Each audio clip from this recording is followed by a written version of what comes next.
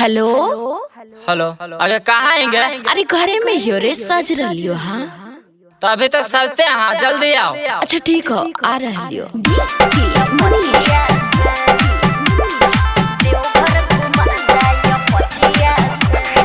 मंगली है पैसा कौड़ी चचिया से गे तू चचिया से। मंगली है पैसा कौड़ी चचिया से गे तू चचिया से। मंगली है पैसा कौड़ी चचिया से गे तू चचिया से। तोरा देवघर घुमैब हम पचिया से। तोरा देवघर घुमैब हम पचिया से। तोरा देवघर घुमैब हम पचिया से। मांगले पैसा कौड़ी चचिया से रे छोड़ा चचिया से।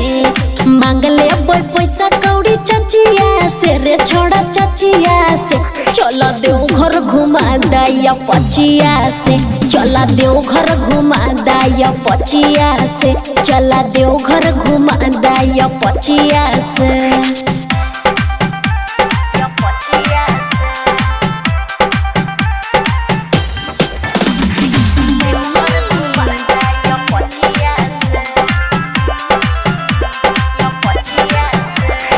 मन जोग रानी करहिया ध्यान गे। बाबा जगाई दे तू भगिया तुहार गे। अच्छा ऐसा बात है कि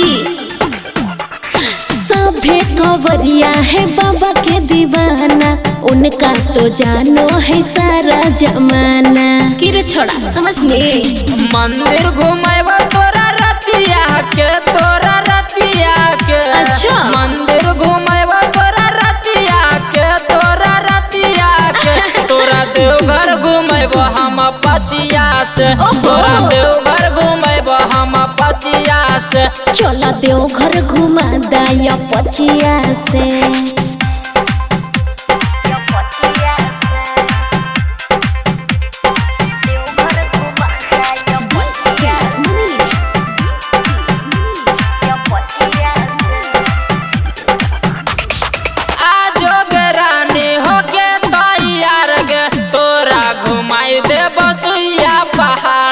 अच्छा सही में घुमाई देमी।